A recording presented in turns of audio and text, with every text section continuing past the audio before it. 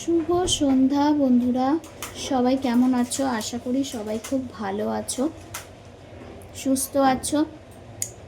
আজকে আমি আরেকটা নতুন ভিডিও নিয়ে চলে এসেছি, নতুন একটা রেসিপি নিয়ে তোমাদের কাছে চলে এসেছি, যেটা হচ্ছে মাছের মাথা দিয়ে। এটা হচ্ছে শোল মাছের মাথা।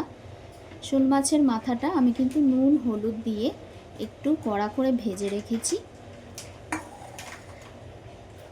আর এটা হচ্ছে লাউ, ঠিক আছে?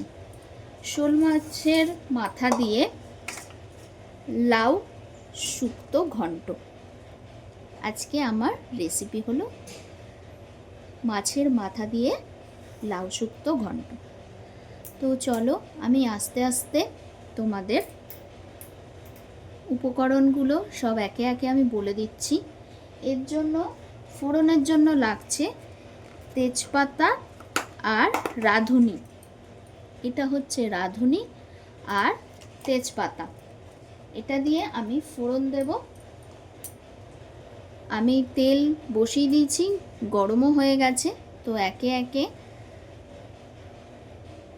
আমি কিন্তু ফোড়ন দিয়ে দিচ্ছি, তোমরা সঙ্গে থাকো, দেখো কেমন লাগছে অবশ্যই বলবে। ফোড়নের জন্য আমি এখন দিয়ে দিলাম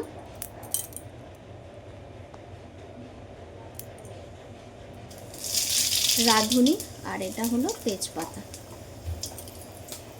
এটা একটু নেড়ে চেড়ে এর মধ্যে কিন্তু রাঁধুনিটা একটু ফোড়নটা একটু গন্ধটা বেরোবে, তারপরে কিন্তু দিয়ে দিতে হবে এই কুচি করে রাখা এই লাউটা। এরমভাবে তোমরা কুচি করতে পারো, তাহলে খুব ভালো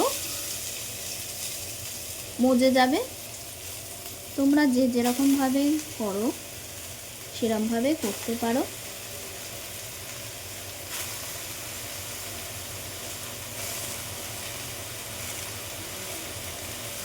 শোল মাছের মাথা দিয়ে কিন্তু, শোল মাছ তো এমনি খুব ভালো খাবার, খুব উপকার।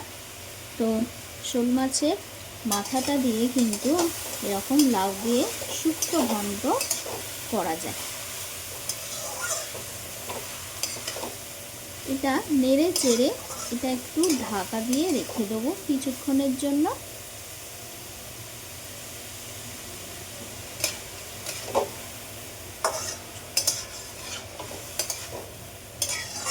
এটা আমি এবার একটু ঢাকা দিয়ে রাখবো।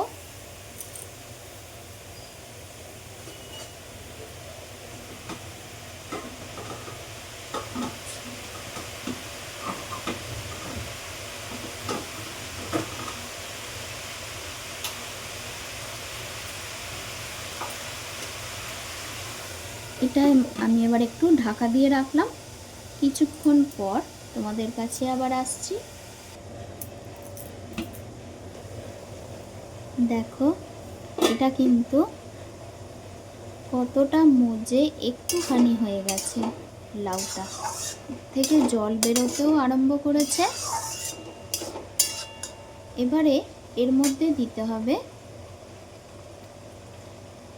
নুন আর হলুদ। এটা যাচ্ছে নুন, এটা যাচ্ছে নুন। আর এবারে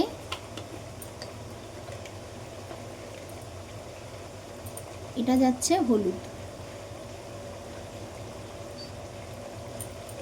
হলুদটা অল্পই দেবে, খুব একটা বেশি দেওয়ার দরকার নাই। এর থেকে জল বেরিয়ে আসবে। এটা আবার একটু ঢাকা দিয়ে দিতে হবে। ঢাকাটা তোমরা নাও দিতে পারো, কারণ জলটাও বেরিয়ে গেছে, তো কারণ জলটাকেও তো শুকাতে হবে। তারপরে এর মধ্যে কিন্তু আদা বাটা দেব। যখন দেব তখন তোমাদেরকে আবার আমি দেখাবো। জলটা একটু শুকানোর জন্য ওয়েট করতে হবে। দেখো এটা কিন্তু এই রকম হয়ে গেছে, একদম অনেকটাই মজে গেছে। এইবারে আমি এটার মধ্যে দেব আদা বাটা।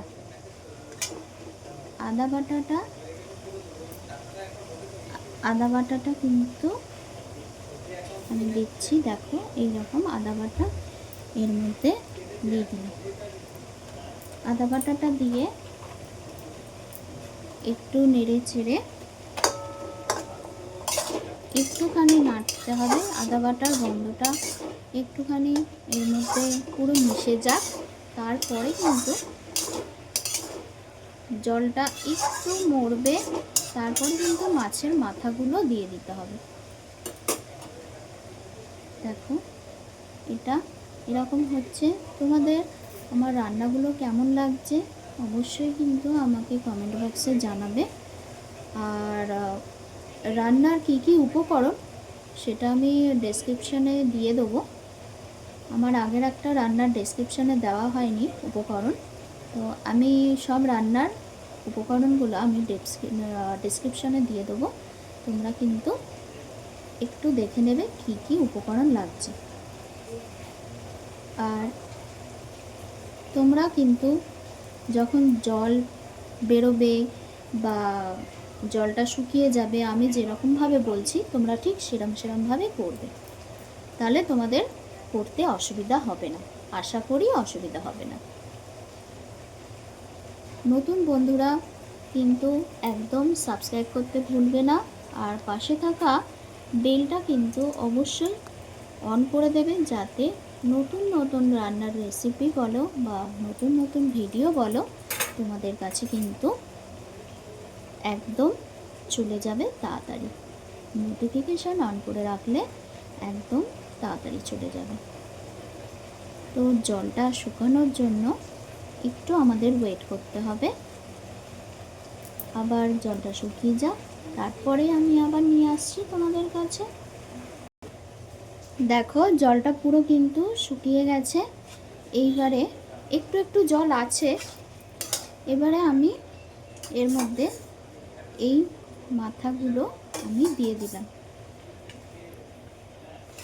মাথাগুলো দিয়ে একটু এর সাথে একটু ভালো করে মিশিয়ে, মাথাগুলো কিন্তু তোমরা আগে থেকে ভেঙেও রাখতে পারো বা যখন কড়াইতে দেবে সেই সময়ও ভাঙতে পারো।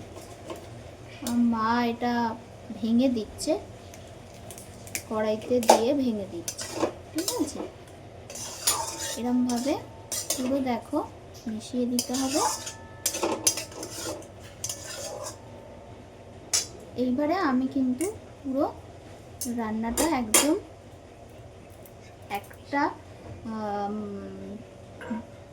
ডিশে আমি রেডি করে নিয়ে আসছি। ও তার আগে তোমরা কিন্তু এটার মধ্যে খুব সামান্য একটু চিনি দেবে, খুব সামান্য একটু। এটা যেহেতু শুক্তো লাউ ঘন্ট, সে কারণে একটুখানি সামান্য মিষ্টি দেবে। মিষ্টি দিয়ে নেড়ে চেড়ে একটুখানি রাখবে। আর এই পুরো রান্নাটা কিন্তু তোমরা লো টু মিডিয়ামে কিন্তু রেখে রান্নাটা করবে। চলো আমি আবার রেডি করে তোমাদের কাছে নিয়ে আসছি। দেখো এটা পুরো কিন্তু রেডি হয়ে গেছে, কেমন হয়েছে দেখতে তোমরাই বলবে।